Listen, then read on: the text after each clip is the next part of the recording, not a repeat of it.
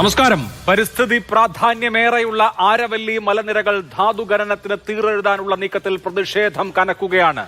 1% താഴെ ഇടങ്ങളിലെ ഖനനം നടക്കുമെന്നും പുതിയ ലൈസൻസുകൾ പഠനത്തിന് ശേഷമേ നൽകൂവെന്നും പരിസ്ഥിതി മന്ത്രി ഭൂപേന്ദ്ര യാദവ് വ്യക്തമാക്കിയിട്ടും പ്രതിഷേധങ്ങൾ അടങ്ങിയിട്ടില്ല. വിദഗ്ധ സമിതിയുടെ റിപ്പോർട്ട് സുപ്രീം കോടതി അംഗീകരിച്ചതോടെ ആരവല്ലിയുടെ 90% സംരക്ഷണത്തിന് പുറത്താകും. ഖനനം മൂലം അപൂർവ സസ്യ ജന്തുജാലങ്ങളുള്ള ആവാസ വ്യവസ്ഥ തകരുകയും ഉത്തരേന്ത്യയിൽ വായു മലിനീകരണവും ജല ദൗർലഭ്യവും ഉണ്ടാകുകയും ചെയ്യും എന്നുള്ളതാണ് പരിസ്ഥിതി പ്രവർത്തകരും അതുപോലെയുള്ള NGOകളും സംഘടനകളും ഒക്കെ നൽകുന്ന മുന്നറിയിപ്പ്. ആരവല്ലിയെ സംരക്ഷിക്കേണ്ടേ? ഇന്നത്തെ ചർച്ചയിൽ ശ്രീ ശ്രീധർ രാധാകൃഷ്ണൻ, പരിസ്ഥിതി പ്രവർത്തകൻ ശ്രീ പ്രമോദ് പുഴങ്കര, അഭിഭാഷകൻ Shri CR Neelakantan, activist Shri TP Jayachandran, BJP എന്നിവർ. ആദ്യം ശ്രീ ശ്രീധർ, എന്താണ് ആരവല്ലിയുടെ സവിശേഷത? ഉത്തരേന്ത്യയുടെ ശ്വാസകോശം എന്നാണ് മിനിസ്ട്രി ഓഫ് എൻവയോൺമെന്റിന്റെ പേപ്പറിൽ തന്നെ ആരവല്ലിയെ വിശേഷിപ്പിക്കുന്നത്. ഇപ്പോ സുപ്രീം കോടതി അംഗീകരിച്ച വിദഗ്ധ സമിതിയുടെ റിപ്പോർട്ട് പ്രകാരമാണെങ്കിൽ 100 മീറ്റർ തറനിരപ്പിൽ നിന്ന് 100 മീറ്റർ മുകളിലുള്ള കുന്നുകളെ മാത്രമേ ആരവല്ലി കുന്നുകളായി പരിഗണിക്കൂ. അതിനർത്ഥം 90% ഇപ്പോൾ ആരവല്ലി എന്ന് വിളിക്കുന്ന പ്രദേശങ്ങളും ഏതെങ്കിലും തരത്തിലുള്ള റെസ്ട്രിക്ഷൻസിന് പുറത്താവുകയാണ് എന്നുള്ളതാണല്ലോ. ദൂരവ്യാപകമായ പ്രത്യാഘാതങ്ങൾ ഉണ്ടാക്കുമെന്ന് പറയപ്പെടുന്നു. ഈ ആരവല്ലി മലനിരകൾ എന്ന് പറയുന്നത് ശരിക്കും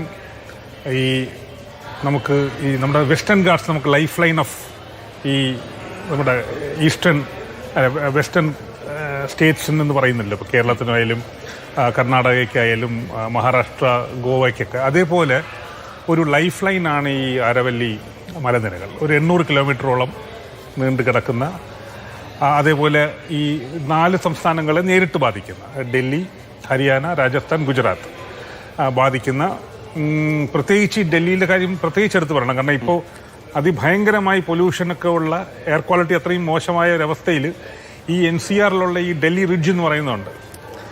അത് NCRനെ പ്രൊട്ടക്റ്റ് ചെയ്യുന്നത്, ഈ നാഷണൽ ക്യാപിറ്റൽ റീജിയനെ പ്രൊട്ടക്റ്റ് ചെയ്യുന്നത് ഈ റിഡ്ജാണ്. അപ്പോൾ അത്തരത്തിൽ ഇപ്പോൾ രാജസ്ഥാനിലേക്ക് വന്ന് നോക്കുമ്പോഴത്തേക്കും അവിടുത്തെ ആ താർ ഡെസേർട്ടിൻ്റെ എക്സ്പാൻഷനെ തടഞ്ഞു നിർത്തുന്നത് ഈ മലനിരകളാണ്. അപ്പോൾ ഈ മലനിരകളുടെ 2-3 പ്രാധാന്യങ്ങൾ, ഏറ്റവും വലിയ പ്രാധാന്യം എന്ന് പറയുന്നത് ഇത് ലോകത്ത് തന്നെ ഏറ്റവും പഴക്കമുള്ള മലകളിലൊന്നാണ്. അതിൻ്റെ കണക്ക് പറയുന്നത് ഒരു 600 മില്യൺ വർഷങ്ങളിലാണ്. അപ്പോൾ നമ്മളൊന്ന് ആലോചിച്ചു, 600 ദശലക്ഷം വർഷങ്ങൾ പഴക്കമുള്ള മലനിരകളാണ്. അപ്പോൾ നമ്മൾക്കിന്ന് മൈൻ ചെയ്ത് 4 സിമെൻ്റ് ഉണ്ടാക്കുന്നതിലോ അല്ലെങ്കിൽ ഒരു ടൂറിസത്തിൻ്റെ കുറേ അവിടെ ഒരുപാട് ടൂറിസം ഇമ്പാക്റ്റ് ഉണ്ട്, ഈ ഫാം ഹൗസസും അങ്ങനെയൊക്കെ. ഇവർക്കൊക്കെ വേണ്ടി റോഡ് പണിയാൻ വേണ്ടിയൊക്കെ നമ്മൾ ഇതിനെയൊക്കെ നശിപ്പിക്കുമ്പോഴത്തേക്കും ഉണ്ടാകുന്ന ഒരു പ്രശ്നം അതാണ്. ഇത്രയും പഴക്കമുള്ള, ഇത്രയും പ്രാധാന്യമുള്ള മലനിരകളെയാണ് നശിപ്പിക്കുന്നതെന്നുള്ള നല്ല പ്രാധാന്യം നമ്മൾ നോക്കിക്കഴിഞ്ഞാൽ ഈ ഡസ്റ്റിൻ്റെയും അവിടുത്തെ ചൂടിൻ്റെയും, പ്രത്യേകിച്ച് നമുക്കറിയാമല്ലോ നോർത്ത് വെസ്റ്റ് ഇന്ത്യ എക്സ്ട്രീംസിൻ്റെ പ്രദേശമാണ്. ആ എക്സ്ട്രീംസിനെ ഒരു പരിധി വരെ പിടിച്ചു നിർത്തുന്നത്, അതിനെ ഒരു നിയന്ത്രണത്തിലേക്ക് കൊണ്ടുവരുന്നതിനകത്ത് ഈ മലനിരകൾക്ക് വലിയ പ്രാധാന്യമുണ്ട്. അതേപോലെയാണ് ജലത്തിൻ്റെ. ഇപ്പോൾ നമുക്ക് രാജസ്ഥാനെ പോലത്തെ ഒരു പ്രദേശത്തെ ജലത്തിൻ്റെ ആവശ്യകതകൾക്ക് നമുക്കറിയാം. അപ്പോൾ ഗ്രൗണ്ട് വാട്ടർ റീചാർജ് അടക്കമുള്ള ഒരുപാട് ഫങ്ഷൻസ് ഈ മലനിരകളിലൂടെ ചെയ്യുന്നുണ്ട്. ഇത് കൂടാതെയാണ് അതിനകത്തുള്ള വൈൽഡ് ലൈഫിൻ്റെയും ബയോഡൈവേഴ്സിറ്റിയുടെയും ജൈവ വൈവിധ്യത്തിൻ്റെയും ഒക്കെ പ്രാധാന്യം വരുന്നത്. പക്ഷേ ക്രിട്ടിക്കലായിട്ട് നമ്മൾ മനസ്സിലാക്കേണ്ടത് കാലാവസ്ഥയായിട്ട് ബന്ധപ്പെട്ടിട്ട്, ഇന്ന് കാലാവസ്ഥാ വ്യതിയാനത്തെക്കുറിച്ച് സംസാരിക്കുന്നു, ഡൽഹിയിലെ AQIനെ കുറിച്ച് സംസാരിക്കുന്നു, രാജസ്ഥാനിലെ ഡെസർട്ടിഫിക്കേഷൻ കൂടുന്നതിനെക്കുറിച്ച്. ഇപ്പോൾ ഹരിയാന വളരെ റിച്ചായിട്ടുള്ള, നല്ല ഹരിതാപമായിട്ടുള്ള, നല്ല പച്ചപ്പുള്ള, ഒരുപാട് കൃഷിയൊക്കെ ഉള്ള പ്രദേശമാണ്. പക്ഷേ ഡെസർട്ടിഫിക്കേഷൻ ഇൻക്രീസ് ചെയ്യാണ്. ഇത് എത്രമാത്രം നശിക്കുമോ അത്രമാത്രം ഡെസർട്ടിഫിക്കേഷൻ ഉണ്ടാകും എന്നുള്ളതാണ് പ്രശ്നം. അപ്പോൾ അത് തടയുന്നതും, പിന്നെ ഇങ്ങോട്ട് വന്നു കഴിഞ്ഞാൽ നമ്മൾ അതിൻ്റെ കിഴക്ക് വശത്തേക്ക് നമ്മൾ വന്നു കഴിഞ്ഞാൽ ഇൻഡോ ഗാൻജറ്റിക് പ്ലെയിൻസ് എന്ന് പറയുന്നതിനെ, അതിൻ്റെ ഒരു വ്യവസ്ഥയെ, ആവാസ വ്യവസ്ഥയെ നിയന്ത്രിക്കുന്നതും ഇതിനൊരു വലിയ പങ്കുണ്ട്. അപ്പോൾ ഇതൊരു ചെറിയ സാധനമല്ല. ഇന്ത്യയിൽ നമ്മൾ പറയുമ്പോൾ ഇപ്പോൾ ഈ Aravalli hills, eastern Himalayan ranges, eastern and western Himalayan ranges, നമ്മുടെ വെസ്റ്റേൺ ഗാട്ട്സ്, നമ്മുടെ ഈസ്റ്റേൺ ഗാട്ട്സ്, ഇതൊക്കെ വെറുതെ കുറേ ഇടിച്ചു പറിച്ച് കളഞ്ഞിട്ട് കുറച്ച് മൈൻ ചെയ്ത് കുറച്ച് സിമെൻറ്റും കുറച്ച് ലൈം സ്റ്റോണും ഒക്കെ എടുത്ത് അഡാനിക്കൊക്കെ കൊടുക്കുന്നതിന് വേണ്ടിയുള്ള വിധാനങ്ങളല്ല ഇത് ഇന്ത്യയെ പിടിച്ചു നിർത്തുന്നതാണ്. ഇതിൽ ഏറ്റവും വലിയ ക്രിട്ടിക്കൽ ഒരു എലമെൻറ്റും കൂടെ ഞാൻ പറയാം. അതിലെന്താന്ന് പറഞ്ഞു കഴിഞ്ഞാൽ, ഇപ്പോൾ നമ്മൾ ഈ പ്രദേശം നോക്കിക്കഴിഞ്ഞാൽ ഈ പ്രദേശങ്ങളിലാണ് ഏറ്റവും കൂടുതൽ ഭക്ഷ്യസുരക്ഷ, നമ്മുടെ ഇന്ത്യയുടെ ഭക്ഷ്യസുരക്ഷ ഡിപ്പെൻഡ് ചെയ്യുന്നത് ഇതിലൊക്കെയാണ്. ഭക്ഷണം ഉൽപ്പാദിപ്പിക്കുന്നത് ഇവിടെയാണ് ഏറ്റവും കൂടുതൽ. വെസ്റ്റേൺ ഗാട്ട്സിൽ പോലും അല്ല, അങ്ങനെ നോക്കിക്കഴിഞ്ഞാൽ അവിടെയാണ്. അപ്പോൾ അതിനൊരു പ്രാധാന്യമുണ്ടല്ലോ. ആ ഫുട്ബോളിനെ തന്നെ തകർത്ത് കളയും. ഇപ്പോൾ ഡെസർട്ടിഫിക്കേഷൻ ഇങ്ങനെ വന്നു കഴിഞ്ഞാൽ ഫുട്ബോൾ തകർന്നു പോകും. അപ്പോൾ അത്തരത്തിൽ ഒരു രാജ്യത്തെ ഭക്ഷ്യ സുരക്ഷിതത്വം തന്നെ തകർക്കുന്ന തരത്തിലുള്ള ഒരു ഒരു പരിപാടിയാണ് ഈ കോർട്ട് ഇപ്പോൾ ഈ ഒരു ഓർഡറിലൂടെ നടപ്പാക്കിയത്. 100 മീറ്ററിന് ഞാനിതുകൊണ്ട് പറഞ്ഞു നിർത്താം, ഈ ഒരു ഇൻട്രൊഡക്ടറി ആയതുകൊണ്ട് തന്നെ 100 മീറ്ററിന് താഴെയുള്ള പ്രദേശം അരവല്ലി ആയിട്ട്, അതായത് അതിന് മുകളിൽ മാത്രമേ അരവല്ലി മലകളുള്ളൂ അല്ലെങ്കിൽ മലനിരകളായിട്ട് ഡിഫൈൻ ചെയ്തിട്ടുള്ളൂ. അതെന്തൊരു മണ്ടത്തരമാണെന്ന് ആലോചിച്ച് നോക്കുക. ശാസ്ത്രീയമായി മണ്ടത്തരമാണ്, ഗവർണൻസ് ലെവലിലും മണ്ടത്തരമാണ്. ഇത് ഒരിക്കലും നടപ്പാക്കാൻ പറ്റുന്ന കാര്യമല്ല. പക്ഷേ ഈ ഇൻഡസ്ട്രിക്ക്, ഇത് മൈൻ ചെയ്യാനുള്ള ഇൻഡസ്ട്രിക്ക് വളരെ സൗകര്യവുമാണ്. എന്ന് പറഞ്ഞു കഴിഞ്ഞാൽ അതിൻ്റെ താഴെ പിന്നെ നിയമങ്ങളില്ല, അതിൻ്റെ താഴെ എന്തും ചെയ്യാം എന്നുള്ളതാണ്. അപ്പോൾ ആ ഒരു സോൺ അങ്ങനെ പ്രഖ്യാപിക്കുന്നത് തന്നെ എന്ത് അടിസ്ഥാനത്തിലാണ് മിനിസ്ട്രി ഓഫ് എൻവയൺമെൻറ്റ് ആൻഡ് ഫോറസ്റ്റിൻ്റെ കമ്മിറ്റിയും ആ കമ്മിറ്റിയെ അംഗീകരിച്ചുകൊണ്ടുള്ള ഈ കോർട്ടും എന്തിന് കോർട്ട് സ്ഥാപിച്ചിട്ടുള്ള അമിക്കസ് ക്യൂറിയുടെ അഭിപ്രായത്തെ തള്ളിക്കൊണ്ടും ഇത് ചെയ്തതിൻ്റെ പിന്നിൽ ചെറിയ കളിയൊന്നും അല്ല എന്നുള്ളതിന് സംശയമൊന്നുമില്ല. ശരി, ഇത് ചെറിയ കളി അല്ലല്ലോ Shri T P. Jayachandran master. Ministry of എൻവയോൺമെന്റിന്റെ റിസർച്ച് പേപ്പർ പറയുന്നത് നമ്മുടെ ദേശീയ തലസ്ഥാന പ്രദേശമായ ഡൽഹി, ഗുഡ്ഗാവ്, ജയ്പൂർ തുടങ്ങിയ മേഖലകളെയൊക്കെ മരുഭൂവൽക്കരണത്തിൽ നിന്ന് രക്ഷിക്കുന്നത് അരവല്ലി മലകളാണ് എന്നുള്ളതാണ്. ഇല്ലെങ്കിൽ അവിടെ നിന്നുള്ള മരുഭൂമിയിൽ നിന്നുള്ള ഥാർ മരുഭൂമിയിൽ നിന്നുള്ള പൊടിക്കാറ്റ് വീശി അടിക്കുമെന്ന് മാത്രമല്ല, വരൾച്ചയും അതുപോലെ മരുഭൂവൽക്കരണവുമൊക്കെ നമ്മുടെ പ്രധാനപ്പെട്ട നഗരങ്ങൾ തന്നെ നേരിടേണ്ടി വരുന്ന സാഹചര്യം ഉണ്ടാകുമെന്ന് മിനിസ്ട്രി ഓഫ് എൻവയോൺമെന്റ് തന്നെ പറഞ്ഞു വെച്ചിട്ട് 8 മാസം കഴിഞ്ഞ് സുപ്രീം കോടതിയിൽ വേറൊരു കാര്യം അറിയിക്കുക, അതിന് അംഗീകാരം വാങ്ങിയെടുക്കുക. എന്താണ് ഈ സംഭവിക്കുന്നത്? ഇതിനൊരു കാരണം വേണമല്ലോ.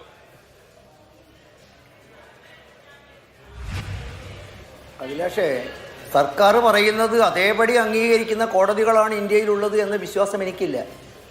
മാത്രവുമല്ല, പരിസ്ഥിതി പ്രവർത്തകൻ പറഞ്ഞ മാതിരിയിൽ കോടതി കൂടുതൽ അധികാരത്തോടു കൂടി നിശ്ചയിച്ച അമിക്കസ് ക്യൂറി, വിദഗ്ധ സമിതി, സംസ്ഥാന ഗവൺമെൻറ്റുകൾ, പാരിസ്ഥിതിക പ്രവർത്തകന്മാർ ഇവരൊക്കെ ചേർന്നുകൊണ്ടെടുക്കുന്ന ചില തീരുമാനങ്ങളെ നമ്മൾ അങ്ങനെ കാണണോ? ഇത് മാത്രമാണോ?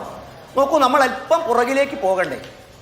ഇന്ത്യ രാജ്യത്ത് താങ്കൾ ഈ പറഞ്ഞ മാതിരിയിൽ ലോകത്തിലെ തന്നെ ഏറ്റവും പ്രാചീനമായ മലനിരകൾ ഉൾപ്പെടുന്ന, ഇന്ത്യയുടെ പരിസ്ഥിതിയുടെ ബാക്ക് ബോൺ എന്നറിയപ്പെടുന്ന, ജൈവ വൈവിധ്യത്തിൻ്റെ ശ്വാസകോശം എന്നറിയപ്പെടുന്ന, ഭാരതത്തിൻ്റെ ജലസ്രോതസ്സുകളെ കേന്ദ്രീകരിച്ച് പ്രവർത്തിക്കുന്ന ഒരു സുപ്രധാന കേന്ദ്രം എന്നറിയപ്പെടുന്ന, നാശോന്മുഖമായ നിരവധി സസ്യജാലകങ്ങളും ജന്തുജീവികളും പക്ഷിമൃഗാദികളും ഒരുപക്ഷെ അനന്തമായ വിലമതിക്കാനാവാത്ത സ്രോതസ്സുകൾ ഉൾപ്പെടുന്ന ഈ പ്രദേശം യഥാർത്ഥത്തിൽ ശ്രദ്ധയിൽ കൊണ്ടുവന്നത് ആരാണ്? തമിഴ്നാട്ടിലുള്ള ഒരു പരിസ്ഥിതി പ്രവർത്തകൻ, താങ്കൾക്കൊക്കെ അറിയാം. അദ്ദേഹം നീലഗിരിയുമായി ബന്ധപ്പെട്ട ചില പരിസ്ഥിതി പ്രവർത്തനങ്ങളുമായി സമീപിച്ചപ്പോൾ ബഹുമാനപ്പെട്ട സുപ്രീം കോടതി സ്വമേധയാ എടുത്ത കേസാണ്. ആ കേസെടുക്കുന്നതിൽ കോടതി പറഞ്ഞ കാര്യങ്ങൾ എന്തൊക്കെയാണ്? നോക്കൂ, 1995 ഈ സംഭവം എന്ന് നമ്മൾ അറിയണം. കോടതി പറയുന്നു, ആരവല്ലി കുന്നുകളിൽ മലനിരകളിലുള്ള ഖനനത്തിന് യാതൊരു നിയന്ത്രണമോ നിയമങ്ങളോ ലഭ്യമല്ല. സംസ്ഥാനങ്ങൾ ഈ കുന്നുകളെ നിർവചിക്കുന്നതിൽ പരസ്പര വിരുദ്ധമായ നിലപാടുകളും നിർവചനങ്ങളുമാണ് പുലർത്തിയിരിക്കുന്നത്. ഈ നിർവചനങ്ങൾ മൂലം അശാസ്ത്രീയവും അനിയന്ത്രിതവും അപകടകരവുമായ ഖനനം നടക്കുന്നു. ഇത് പറഞ്ഞുകൊണ്ടാണ് കൃത്യമായി കോടതി ഇക്കാര്യത്തിൽ ഇടപെടുന്നത്. അല്ല, കോടതി ഇടപെട്ടിട്ട് എന്താ ഉണ്ടായത്? രാജസ്ഥാനിലെ അതേ അവസ്ഥ മറ്റ് 3 സംസ്ഥാനങ്ങളിലും വേണമെന്നല്ലേ കോടതി പറഞ്ഞത്? അതിൽ എന്താണ് കേന്ദ്ര പരിസ്ഥിതി മന്ത്രാലയം എടുത്തിട്ടുള്ള നിലപാട്? അമിക്കസ് ക്യൂറിയെ തള്ളിക്കൊണ്ടുള്ള സമീപനമാണ് കേട്ടോ കോടതി എടുത്തത്. ആ കോടതി ആ നിലപാടെടുക്കാൻ കാരണം എന്താണ്? സർക്കാർ എടുത്തിട്ടുള്ള നിലപാട് എന്താണ്? ഒന്നാമത്തെ കാര്യം. ഇനി വിദഗ്ധ സമിതി എന്ന് പറഞ്ഞല്ലോ, ആരാണ് വിദഗ്ധ സമിതി? കേന്ദ്ര വനം പരിസ്ഥിതി മന്ത്രാലയത്തിലെയും ഈ 4 സംസ്ഥാനങ്ങളിലെ പരിസ്ഥിതി മന്ത്രാലയത്തിലെയും മറ്റ് സർക്കാർ ഏജൻസികളിലെയും ഒക്കെ ഉദ്യോഗസ്ഥരടങ്ങുന്ന സമിതിയാണ്. ആ സമിതി സർക്കാരിന്റെ താല്പര്യമല്ലാതെ പിന്നെ ആരുടെ താല്പര്യമാണ് പറയുക? സർക്കാരിന്റെ താല്പര്യം കോടതിയെ അറിയിക്കുന്നു, കോടതി അതിന് അനുഗുണമായി ചിന്തിക്കുന്നു എന്ന് മാത്രം നമ്മൾ എടുത്താൽ മതി ഇതിനെ. അല്ല, അഭിലാഷൻ എങ്ങനെ എടുക്കണം എന്ന കാര്യത്തിൽ എനിക്ക് തർക്കമോ ഞാൻ അതിനോട് വിയോജിക്കാനോ ഇല്ല. അത് അഭിലാഷിന്റെ സ്വാതന്ത്ര്യമാണ്. പക്ഷെ കോടതി എടുത്തത് അങ്ങനെയാണോ അല്ലയോ എന്ന് പരിശോധിക്കുമ്പോൾ നമ്മൾ ചില കാര്യങ്ങൾ കൂടെ, അഭിലാഷ നിങ്ങൾക്ക് അസ്വസ്ഥ ഉണ്ടാക്കുമോ എന്ന് എനിക്കറിയില്ല, ചില കാര്യങ്ങൾ കൂടി നമ്മൾ പരിശോധിക്കണ്ടേ? നോക്കൂ, 2000 മുമ്പ് എന്ന് പറഞ്ഞാൽ നമുക്കൊക്കെ അനിഷ്ടമായ ഈ സർക്കാർ അധികാരത്തിൽ വരുന്നതിൻ്റെ മുമ്പ് കോടതി ഇടപെടുമ്പോൾ രാജസ്ഥാൻ സംസ്ഥാന സർക്കാരിൻ്റെ ആരവല്ലി കുന്നുകളെക്കുറിച്ചുള്ള നിർവചനം എന്തായിരുന്നു എന്ന് താങ്കൾക്ക് ഓർമ്മയുണ്ടോ? ഏതാണ്ട് 28,000-ഓളം, അഭിലാഷ് ഓർക്കണം, 28,000-ലധികം അധികൃതവും അനധികൃതവുമായ മൈനിങ്ങുകൾ ആ പ്രദേശത്ത് നടന്നിരുന്നു. ആ പ്രദേശത്തിന് അപകടകരമായ രൂപത്തിൽ ഭൂഗർഭജലത്തിൻ്റെ നിലവാരം താഴ്ന്നിരുന്നു. പൊടിപടലങ്ങളും പാരിസ്ഥിതിക പ്രത്യാഘാതങ്ങളും ഭയാനകമായിരുന്നു. ആ ഘട്ടത്തിലാണ് കോടതി സ്വമേധയ എടുത്തുകൊണ്ട് പറയുന്നത് അനിയന്ത്രിതമായ നിയമവിരുദ്ധമായ മൈനിങ്ങുകൾ നിരോധിക്കണം. നോക്കൂ, ഒരു കാര്യം കൂടെ അഭിലാഷൻ അറിയുമോ? രാജസ്ഥാൻ ഗവൺമെന്റ് പാസാക്കിയ നിയമപ്രകാരം പറയുന്നത് 300 മീറ്ററിലധികം ഉയരമുള്ള മലനിരകൾ അൺകൾട്ടിവേറ്റഡ് ലാൻഡായി പരിഗണിക്കണം. പിന്നീട് ഘട്ടം ഘട്ടമായി ഈ നിയമത്തിന്റെ പഴുതുവെച്ച് അൺകൾട്ടിവേറ്റഡ് ലാൻഡ് പഹാഡ് എന്ന നിർവചനത്തിൽ പെടുത്തിക്കൊണ്ട് രാജ്യത്തുള്ള ഒരു നിയമവും നമ്മുടെ ടൈഗർ റിസർവ് വനങ്ങളായാലും പരിസ്ഥിതി ലോല പ്രദേശങ്ങളായാലും ഇതൊന്നും അവിടെ ബാധകമാക്കാത്ത തരത്തിലേക്ക് മുന്നോട്ട് പോയപ്പോഴാണ് കോടതി ഇടപെട്ടത്. ഇനി ഇപ്പം നിങ്ങൾ പറയുന്ന കാര്യം എന്താണ്? കോടതി കൃത്യമായിട്ട് പറയുന്നു അഭിലാഷേ, നമ്മൾ കോടതിയുടെ ഉത്തരവുകളിലേക്കൊന്ന് തിരിച്ചു പോകണ്ടേ? പുതിയ ഖനനങ്ങൾക്ക് ലൈസൻസ് നിർത്തിവെച്ചു. വീണ്ടും പറയുന്നു, നിലവിലുള്ളവ പോലും കർശനമായ ഉപാധികളോടെയാണ് നടപ്പിലാക്കേണ്ടത്. ഭൂപേന്ദ്ര യാദവിന്റെ വായിൽ കൂടി പുറത്തു വന്നതും ഇത് തന്നെയല്ലേ? മാത്രമല്ല വീണ്ടും പറയുന്നു, പുതിയ ലീസുകൾ പുതുക്കലുകൾ പാടില്ല. MPSM നിയമം ഏറ്റവും പെട്ടെന്ന് നടപ്പിലാക്കുന്നത് വരെ ഒരു തരത്തിലുള്ള ഇളവും പുതിയ മൈനിങ്ങുകളും ലൈസൻസുകളും നൽകാൻ പാടില്ല. പ്ലാൻ പൂർത്തിയാവുന്നത് വരെ ഒരു കാരണവശാലും ഇടപെടരുത്. 3 മാസത്തിനകം പ്ലാൻ വേണം. നിലവിലുള്ള ഖനനങ്ങൾക്ക് പരിസ്ഥിതി ക്ലിയറൻസ് അഥവാ റീക്ലെയിമിംഗ് പ്ലാൻ നടപ്പിലാക്കണം. ഇതിന്റെ ഗുണഫലവുമുണ്ട് അഭിലാഷേ.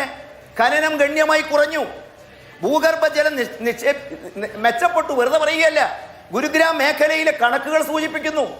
മാത്രമല്ല ഭൂപേന്ദ്ര യാദവ് ഒരു കാര്യം കൂടി അഭിലാഷേ നിങ്ങൾക്ക് കേൾക്കാൻ വ്യക്തമായി പറഞ്ഞിട്ടുണ്ട്. 0.19 പ്രദേശത്താണ് പരിസ്ഥിതി ഇളവുള്ളത്. ഒന്നുകൂടി പറഞ്ഞു, ഫോറസ്റ്റ് എന്ന് പറയാത്ത മേഖലകളിൽ സസ്യജാലകങ്ങളും ഭൂവൽക്കങ്ങളുമുള്ള പ്രദേശങ്ങൾ കൂടി വനപ്രദേശത്തിന്റെ നിർവചനത്തിനകത്ത് വരണം. അത്തരത്തിലുള്ള ഒരു മേഖലയിലും ഒരു ഖനനം അനുവദിക്കാൻ പാടില്ല. ശരി, അതാണ് അഭിലാഷ്. ഒരു കാര്യം കൂടി ഞാൻ ചൂണ്ടിക്കാണിക്കട്ടെ. പെട്ടെന്ന് അല്ല ഒരു കാര്യം കൂടി അഭിലാഷ്, ഈ ചർച്ച നടത്തുമ്പോൾ ഒരു കാര്യം കൂടി നമ്മൾ ഓർക്കണം. സാർവദേശീയ തലത്തില് പാരിസ്ഥിതിക എക്കോസിസ്റ്റത്തിന് ഇത്രമാത്രം നേതൃത്വം കൊടുത്ത ഒരു പ്രധാനമന്ത്രി രാജ്യവും മുമ്പിൽ ഉണ്ടായിട്ടുണ്ടോ? International solar alliance, mission life style for environment living, coalition for disaster resilience structure, net zero target, അന്താരാഷ്ട്ര തലത്തിൽ പ്രകീർത്തിക്കപ്പെട്ട പാരിസ്ഥിതിക പ്രവർത്തനങ്ങൾക്ക് നേതൃത്വം കൊടുക്കുന്ന ഒരു പ്രധാനമന്ത്രിയും ഭരണകൂടവും ഈ രാജ്യത്തിലെ ഭാവി തലമുറയ്ക്ക് ദോഷകരമായ ഒരു കാര്യത്തിലേക്ക് മുന്നോട്ട് പോകുമെന്നുള്ളത് കേന്ദ്രമന്ത്രിയുടെ വാക്കുകൾ പോലും വളച്ചൊടിച്ചുകൊണ്ട് നമ്മൾ പറയുന്നത് ശരിയാണോ അഭിലാഷ്? ശരി, ഓക്കെ, അതാണ് ബിജെപിയുടെ പൊസിഷൻ. അഡ്വക്കേറ്റ് പ്രമോദ് പുഴങ്കര, ഉറപ്പുകൾ എന്റെ മുമ്പിലില്ലേ? ശരി, ശ്രീ പ്രമോദ് പുഴങ്കര, 1,44,000 ചതുരശ്ര കിലോമീറ്റർ സ്ഥലം ഉണ്ട്. അതിന്റെ 0.19% പ്രദേശത്ത് മാത്രമാണ് ഖനനത്തിന് അനുമതി നൽകുക എന്ന് പരിസ്ഥിതി മന്ത്രി ഭൂപേന്ദ്ര യാദവ് പറഞ്ഞു.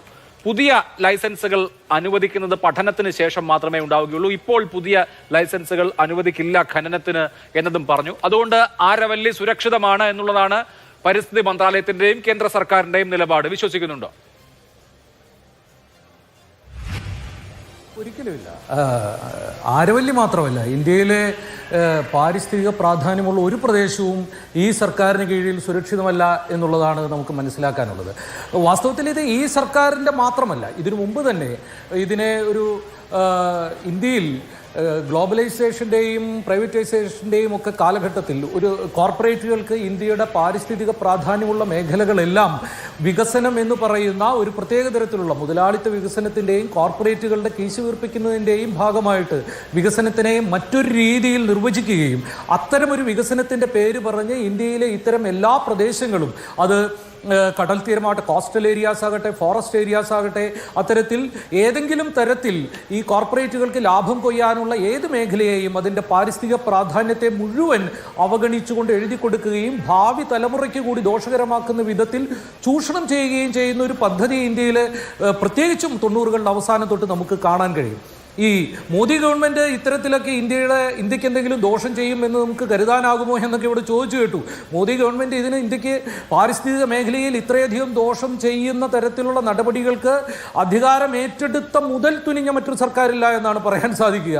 മോദി അധികാരം ഏറ്റെടുത്തപ്പോൾ ആദ്യം ചെയ്ത ഒരു പരിപാടികളിലൊന്ന് TSR സുബ്രഹ്മണ്യത്തിൻ്റെ നേതൃത്വത്തിൽ ഒരു കമ്മിറ്റിയെ നിയന്ത്രിക്കുകയാണ്. അതായത് 6 പ്രധാനപ്പെട്ട എൻവയോൺമെന്റൽ ലോസ്, എൻവയോൺമെന്റൽ പ്രൊട്ടക്ഷൻ്റെ, ഫോറസ്റ്റ് പ്രൊട്ടക്ഷൻ്റെ ഒക്കെ ലോസിൽ, നിയമങ്ങളിൽ മാറ്റങ്ങൾ വരുത്തുന്നതിന്, ഭേദഗതികൾ വരുത്തുന്നതിന്, അതിനെ നേരത്തെ നമ്മൾ പറഞ്ഞ ഇത്തരം കോർപ്പറേറ്റ് വികസനത്തിനും കോർപ്പറേറ്റ് കൊള്ളയ്ക്കും അനുകൂലമാക്കുന്ന വിധത്തിൽ അമെൻഡ് ചെയ്യുന്നതിനൊക്കെയുള്ള നിർദ്ദേശങ്ങൾ കൊടുക്കുന്നതിന് വേണ്ടിയിട്ടുള്ള റെക്കമെൻഡേഷൻസിനായിട്ട് TSR സുബ്രഹ്മണ്യം കമ്മിറ്റി നിയമിക്കാൻ മോദി ചെയ്തത്. അതിനുശേഷമോ അത് നമുക്ക് ഇവിടെ വന്ന് കാണാൻ കഴിയുന്നത് 2023 ഫോറസ്റ്റ് കൺസർവേഷൻ ആക്ടിന്റെ അമെൻമെന്റ് അടക്കമുള്ളതിൽ കാണുന്ന എന്താ, ഇതുവരെ ഉണ്ടായിരുന്ന പാരിസ്ഥിതിക സംരക്ഷണത്തിന് ഉള്ള എല്ലാത്തരം പ്രൊട്ടക്ഷൻസിനെയും പല വിധത്തിലുള്ള പേരുകൾ പറഞ്ഞ് മാറ്റുകയാണ് ഈ സർക്കാർ ചെയ്തത്. ഇപ്പോൾ 2023 ഈ ഫോറസ്റ്റ് കൺസർവേഷൻ ആക്ടിൻ്റെ അമെൻമെൻറ്റിലൂടെ വന്നതെന്താ, കാടിനുള്ളിലേക്ക് പല വിധത്തിൽ, ഇപ്പോൾ അന്താരാഷ്ട്ര ബോർഡറിൽ നിന്ന് 100 കിലോമീറ്റർ വരെ നാഷണൽ സെക്യൂരിറ്റിയുടെ പേരിൽ നിങ്ങൾക്ക് യാതൊരു വിധത്തിലുള്ള എൻവയോൺമെൻറ്റൽ ഇമ്പാക്ട് അസസ്മെൻറ്റിൻ്റെയോ ഫോറസ്റ്റ് ക്ലിയറൻസിൻ്റെയോ ഭാഗമായിട്ടല്ലാതെ പ്രവർത്തനങ്ങൾ നടത്താം. ലെഫ്റ്റ് വിങ് എക്സ്ട്രീമിസത്തിൻ്റെ പേരിൽ കാടുകളിൽ എത്രയോ ഏരിയകളിൽ, അതായത് കോർ മേഖലയിൽ അടക്കം നിങ്ങൾക്ക് പെർമനന്റ് സെക്യൂരിറ്റി ക്യാമ്പുകൾ ഉണ്ടാക്കാം. ഇപ്പോൾ ഇവിടെ പറഞ്ഞ ഈ മോദിയുടെ പാരിസ്ഥിതിക പ്രേമത്തിൻ്റെ ഒരു ഗ്രാഫ് നമ്മൾ നോക്കിക്കഴിഞ്ഞാൽ 2018-നും 2022-നും ഇടയിൽ 2018 ഏതാണ്ട് 577 എൻവയോൺമെന്റൽ ക്ലിയറൻസ് കൊടുക്കുന്ന പദ്ധതികളെങ്കിൽ 2022 എത്തുമ്പോഴേക്കും അത് 12,496 മാറി. എന്നു മാത്രമല്ല, എൻവയോൺമെന്റൽ ഇമ്പാക്ട് അസസ്മെന്റിന്റെയും ഫോറസ്റ്റ് ക്ലിയറൻസിനുമൊക്കെ അതിന് മുമ്പുണ്ടായിരുന്നത് ശരാശരി 600 ദിവസത്തെ കാലയളവിലാണ് അത് കൊടുത്തിരുന്നതോ അല്ലെങ്കിൽ അതിൽ തീരുമാനങ്ങൾ എടുത്തിരുന്നുവെങ്കിൽ അത് 162 ദിവസങ്ങളായി ചുരുങ്ങി. അതായത് ഇത്തരം കാര്യങ്ങൾ കോർപ്പറേറ്റുകൾക്ക് അനുകൂലമായ രീതിയിലാണ് ഇത് മാറുന്നത്. ഇത് മോദി വരുന്നതിന് മുമ്പ് തന്നെ BJPയുടെ നയമത. 2002 ഒരു കാര്യം കൂടി പറയട്ടെ, മോദി വരുന്നതിന് മുമ്പ് BJPയുടെ കൃത്യമായ പോളിസി അതാണ്. വാജ്പേയി ഗവൺമെന്റിന്റെ കീഴിൽ ഗോവിന്ദരാജൻ കമ്മിറ്റി എന്ന് പറഞ്ഞ് 2002 ഇത് ഒരു കമ്മിറ്റി ഉണ്ടാക്കുകയും അത് ഈ എൻവയോൺമെന്റൽ പ്രൊട്ടക്ഷൻ നിയമങ്ങളെ കുറിച്ച് ആ കമ്മിറ്റി പറഞ്ഞത് ഇത് ബോട്ടിൽ നെക്സ്റ്റ് ടു ഫോറസ്റ്റ് ക്ലിയറൻസസ് അടക്കമുള്ള ഇത്തരത്തിലുള്ള ഫോറസ്റ്റ് ക്ലിയറൻസ് അടക്കമുള്ള നിയമങ്ങളും അതിന്റെ ഭാഗമായിട്ടുള്ള അനുമതികളുമൊക്കെ ബോട്ടിൽ നെക്സ്റ്റ് ടു ഡെവലപ്മെന്റ് എന്താണ് പറഞ്ഞത്, അതായത് വികസനത്തിന് വഴിമുടക്കുന്ന കുപ്പിക്കഴുത്തുകളായിട്ട് നിലനിൽക്കുന്നു എന്നാണ് പറഞ്ഞത്. ആ കമ്മിറ്റിയിൽ ഉണ്ടായിരുന്ന പ്രദീപ്തോ ഘോഷ് എന്ന് പറയുന്ന ഒരു മെമ്പർ പിന്നീട് വന്നപ്പോൾ ഇത് ഇത്തരത്തിലുള്ളൊരു പോളിസി വീണ്ടും ആ ഗോവിന്ദരാജൻ കമ്മിറ്റിയുടെ തരത്തിലുള്ളൊരു പോളിസി രൂപപ്പെടുത്തുന്നത് എൻവയോൺമെന്റൽ സെക്രട്ടറി ആയിട്ട് ആ കമ്മിറ്റിയിൽ ഉണ്ടായിരുന്ന പ്രദീപ്തോ ഘോഷ് വന്നപ്പോഴാണ്. അതായത് ഇന്ത്യയിലെമ്പാടും ഇത്തരത്തിൽ ഇപ്പോൾ ഈ മധ്യേന്ത്യയിൽ, സെൻട്രൽ ഇന്ത്യയിലൊക്കെ ഇപ്പോൾ മാവോയിസ്റ്റ് വേട്ട എന്ന പേരിൽ നടക്കുന്ന ഓപ്പറേഷൻ കഗാറും അതിനു മുമ്പ് നടക്കുന്ന ഓപ്പറേഷൻ ഗ്രീൻ ഹണ്ടുമൊക്കെ, അതിനു മുമ്പുണ്ടായ സെൽവാജുഡും എന്ന് പറയുന്ന ഒരു സായുധ മിലിഷ്യ ഉണ്ടാക്കിയതുമൊക്കെ എന്തിനു വേണ്ടിയാണ്? ഈ കോർപ്പറേറ്റ് കൊള്ളയ്ക്ക് ഇന്ത്യയിലെ വനങ്ങൾ തുറന്നു കൊടുക്കുന്നതിന് വേണ്ടിയിട്ടാണ്. അപ്പോൾ സ്വാഭാവികമായും നമുക്ക് കാണാൻ കഴിയുന്നത് ആരവല്ലി മലനിരകളെയും, നേരത്തെ ഇവിടെ പറഞ്ഞ 90% മലനിരകളെയും ഈ മറ്റേ പ്ലെയിനിൽ നിന്ന് 100 മീറ്റർ ഉയരമുള്ളത് മാത്രം കണക്കാക്കുന്ന തരത്തിലുള്ള വളരെ ടെക്നിക്കൽ ആയിട്ടുള്ള ഒരു നിർവചനത്തിലൂടെ അവർ ഉണ്ടാക്കി വെക്കുന്നത് എന്ന് പറഞ്ഞാൽ ഈ തുടർച്ചയായ പല ഇത്തരം നയങ്ങളുടെ തുടർച്ചയായ എൻവയോൺമെന്റൽ ഡീഗ്രഡേഷനിലേക്കാണ് നമ്മൾ പോകുന്നത്. ഈ സർക്കാരിനെ അക്കാര്യത്തിൽ വിശ്വസിക്കുക എന്നുള്ളത് ആത്മഹത്യാപരമായി. ശരി, ശ്രീ CR നീലകണ്ഠൻ, 4 കടുവാ സങ്കേതങ്ങളും 20 വന്യജീവി സങ്കേതങ്ങളുമുള്ള അതീവ പരിസ്ഥിതി പ്രാധാന്യമുള്ള പരിസ്ഥിതി ലോല മേഖലയാണ് ആരവല്ലി മലനിരകൾ. അപ്പോൾ അവിടേക്ക് ആരൊക്കെ ആയിരിക്കും വരാൻ പോവുക? ഇപ്പോൾ പരിസ്ഥിതി മന്ത്രി പറയുന്നത് പഠനത്തിന് ശേഷമേ പുതിയ ലൈസൻസുകൾ നൽകൂ എന്നാണ്. ഇവിടെ തന്നെ സൂചിപ്പിച്ചതുപോലെ ഛത്തീസ്ഗഡ് അടക്കമുള്ള മേഖലകളിൽ, വനങ്ങളിൽ, ആദിവാസി സെറ്റിൽമെന്റുകളിലൊക്കെ വേദാന്ത അടക്കമുള്ള കുത്തകകൾ വരുന്നതും പിന്നെ അവിടെ ഉണ്ടായ കാര്യങ്ങളുമൊക്കെ നമ്മുടെ തന്നെ വർത്തമാനകാല ഇന്ത്യയുടെ ചരിത്രമാണ്, എല്ലാവരും കണ്ണു തുറന്ന് കണ്ടിട്ടുള്ളതുമാണ്. അതുകൊണ്ട് ആരവല്ലിയെ ഞങ്ങൾ തൊടില്ല എന്ന് ഇപ്പോൾ പറയുന്ന ന്യായം വിശ്വസിക്കാവുന്നതാണോ?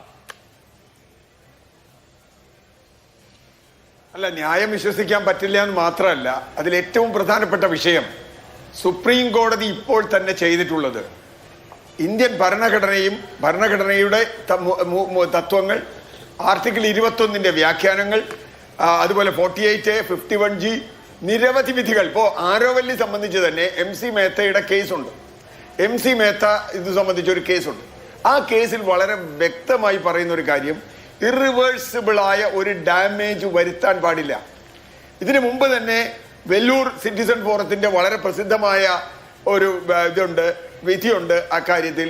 അത് പ്രിക്കോഷണറി പ്രിൻസിപ്പിൾ എന്നാണ്, മുൻകരുതൽ തത്വം. എന്താ മുൻകരുതൽ തത്വം?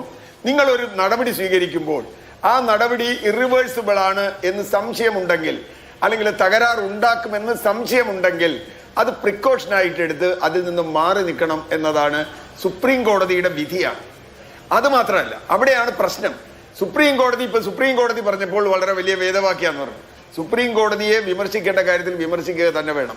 ഇവിടെ സയന്റിഫിക് റിഡക്ഷനിസം എന്നാണ് ഒറ്റ വാക്കിൽ ഇത് പറയാനുള്ളത്. ഇപ്പൊ ഉദാഹരണത്തിന്, ഒരു മനുഷ്യന്റെ ഒരു മുറിവ് പറ്റിയാൽ, കഴുത്തിൽ മുറിവ് പറ്റിയാൽ മരിക്കും, അരയിൽ മുറിവ് പറ്റിയാൽ മരിക്കില്ല, അല്ലെങ്കിൽ അരയിൽ നിന്ന് ബ്ലഡ് എടുത്താൽ തലയിലെ ബ്ലഡ് പോവില്ല എന്ന് ആരെങ്കിലും പറഞ്ഞാൽ, ബ്ലഡ് നമുക്ക് എവിടെ നിന്ന് എടുത്താലും ഒരു മനുഷ്യന്റെ ശരീരത്തിലെ ബ്ലഡ് പോകും. കാരണം എന്താ? മനുഷ്യ ശരീരം ഒരു കണ്ടിന്യൂമാണ്, ഒരു തുടർച്ചയാണ്. ഈ ആരോവല്ലി ഹിൽസും അതിന് ചുറ്റുമുള്ള പ്രദേശങ്ങളും ഒരു തുടർച്ചയാണ്. നോക്കൂ, 100 മീറ്ററിൽ കൂടുതൽ വരില്ല, 99 മീറ്ററിലെടുത്ത് നിങ്ങൾക്ക് ഒരു ഖനിയാവാം, അങ്ങനെയാണോ? അല്ലെങ്കിൽ നിങ്ങൾക്ക് ഒരു റോഡ് വെട്ടാം, അല്ലെങ്കിൽ 98 മീറ്ററിലെടുത്ത് ചെയ്യാം. ഇനി 100 മീറ്ററിൽ താഴെ തന്നെ വെക്കുക, അവിടെ റിഡ്ജസ് ഉണ്ടാവും. റിഡ്ജസ് എന്ന് പറഞ്ഞാൽ വാലീസ് ഉണ്ടാവും, റിഡ്ജസ് ഉണ്ടാവും, ഗ്രൗണ്ട് ഉണ്ടാവും. ആ ഗ്രൗണ്ടാണ് യഥാർത്ഥത്തിൽ ഈ മലയിൽ നിന്ന് ഒഴുകി വരുന്ന വെള്ളത്തെ ശേഖരിച്ച്, നേരത്തെ ശ്രീധർ പറഞ്ഞ ഗ്രൗണ്ട് വാട്ടർ റീചാർജ് ചെയ്യുന്നത്. ആ ഗ്രൗണ്ട് വാട്ടർ റീചാർജ് ഇല്ലാതായാൽ എന്ത് സംഭവിക്കും എന്ന് പറയേണ്ടതില്ല. അപ്പോൾ ചുരുക്കത്തിൽ ഇതിൽ ഏറ്റവും പ്രധാനമായി സുപ്രീം കോടതി തന്നെ മുൻകാലത്തെടുത്തിട്ടുള്ള എല്ലാ സമീപനങ്ങളിൽ നിന്നും സുപ്രീം കോടതി പുറകോട്ട് പോകുന്നു. ഭരണഘടനാപരമായ ഉത്തരവാദിത്വം എന്ന 58 സർക്കാർ is A trustee of natural resources എന്നാണ്. ട്രസ്റ്റി എന്ന് പറഞ്ഞാൽ ട്രസ്റ്റിക്ക് എല്ലാം വെറുതെ വിൽക്കാൻ പറ്റില്ല. ഇവിടെ ട്രസ്റ്റി എല്ലാം വിൽക്കുകയാണ്. ഇപ്പൊ നേരത്തെ പറഞ്ഞു, ഇന്ത്യയിൽ ഇപ്പോൾ ഫോറസ്റ്റ് ആക്ടിന്റെ കാര്യം പറഞ്ഞു. അതിനു മുമ്പ് ചില നിയമങ്ങളൊക്കെ വന്നിട്ടുണ്ട്. ആ നിയമങ്ങളിലൊക്കെ വലിയ തോതിൽ വെള്ളം ചേർത്തിട്ടുണ്ട്. കേൾക്കുമ്പോൾ വലിയ, ഇപ്പോൾ പൊല്യൂഷൻ സംബന്ധിച്ച നിയമം, പൊല്യൂഷന്റെ ഒരു വ്യവസായത്തിന് പൊല്യൂഷൻ ഉണ്ടോ എന്ന് പരിശോധിക്കുന്നതിന് മുമ്പ് നിങ്ങൾക്ക് ലൈസൻസ് കൊടുക്കാം. ലൈസൻസ് കൊടുത്തിട്ട് 3 വർഷം അത് പ്രവർത്തിച്ചിട്ട് അതിന് കുഴപ്പമുണ്ടെങ്കിൽ അപ്പം എന്ത് ചെയ്യാൻ പറ്റും? അവിടെയാണ് പ്രിക്കോഷണറി പ്രിൻസിപ്പിൾ എന്ന് പറയുന്ന സാധനം കാറ്റിൽ പോയില്ലേ? പിന്നെ എന്ത് പ്രിക്കോഷണറി പ്രിൻസിപ്പിൾ അവിടെയുള്ളത്? അത്തരത്തിലുള്ള ഒരു സംഗതി. ഇപ്പൊ അതുകൊണ്ടാണ് ഞാൻ പറയുന്നത്, ഒരു കണ്ടിന്യൂസ് ആയ ഒരു ബോഡിയിൽ നടുക്ക് നിങ്ങൾ ഒരു തുരങ്കം ഉണ്ടാക്കിയാൽ അത് ആ മുഴുവൻ സ്ഥലത്തെയും ബാധിക്കും എന്നറിയുക. അതുകൊണ്ടാണ് അവിടെയുള്ള കർഷകർ സമരത്തിൽ വരുന്നത്, പരിസ്ഥിതി പ്രവർത്തകർ വരുന്നത്, സാമൂഹ്യ ബോധമുള്ള രാഷ്ട്രീയ പ്രവർത്തകർ വരുന്നത്. പിന്നെ ഒരു കാര്യം കൂടി, ഇദ്ദേഹം പറഞ്ഞു മുമ്പ് നാശം ഉണ്ടായിട്ടുണ്ട്. അത് തന്നെയാണ് നമ്മുടെ പ്രശ്നം. മുമ്പ് നാശം ഉണ്ടായിട്ടുണ്ട്, കോടതി ഇടപെട്ടിട്ടുണ്ട്. ആ കോടതി ഇടപെടലുകളുടെ വിധി ഇവിടെ ഉണ്ട്. അതിനെയാണ് ഇപ്പൊ ലംഘിക്കുന്നത്. അതാണ് പ്രശ്നം. അപ്പോൾ ഒരു നാശം ഉണ്ടായി, എന്നാലും അവർ നാശം ഉണ്ടാക്കി, ഞങ്ങൾക്കും കുറെ നാശം ഉണ്ടാക്കിയേക്കാം എന്ന് തീരുമാനിച്ചാൽ അതിന്റെ ഫലം എന്താ? ഒരാൾ ഒരു മരം വെട്ടിയാൽ രണ്ടാമത് 2 മരം വെട്ടും. അപ്പോ കാടിന് 3 മരം പോയി എന്നർത്ഥം. അവരോ 2 മരം വെട്ടി ഞങ്ങൾ 1 വെട്ടിയുള്ളൂ എന്ന് പറഞ്ഞിട്ട് ഒരു കാര്യമില്ല.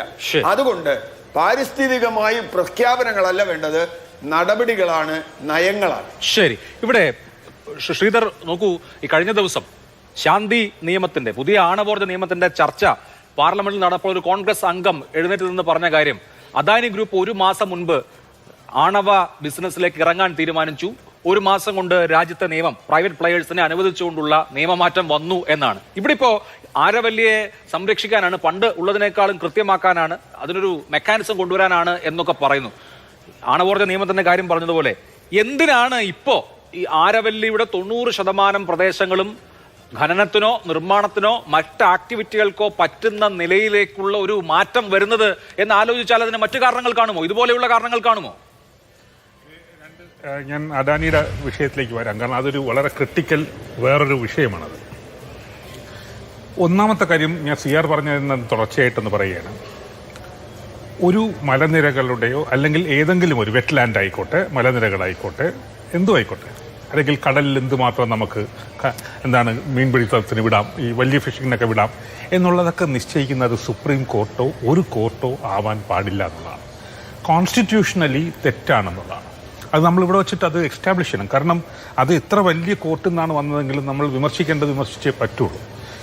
കോർട്ട് അതായത് ഇതിൻ്റെ അകത്ത് പല വേർഷൻസ് ഉണ്ടായിരുന്നല്ലോ. അപ്പോൾ കമ്മിറ്റിയെ വെച്ചിട്ട് കമ്മിറ്റി പറയാണ് 100 മീറ്റർ, കമ്മിറ്റി പറയാണ് 2 മലനിരകൾക്ക് 500 മീറ്ററെങ്കിലും ഡിസ്റ്റൻസ് ഉണ്ടെങ്കിലേ അത് അരവല്ലി ആവുള്ളൂ എന്നൊക്കെ പറയുന്നുണ്ട്.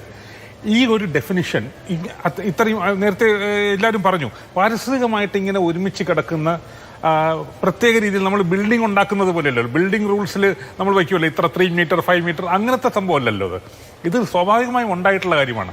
അതിനെ നമ്മളുടെ ഈ വരകളിൽ വരച്ച് ചെയ്യണമെന്നുണ്ടെങ്കിൽ അതിനൊരു ശാസ്ത്രീയ അടിത്തറ വേണം.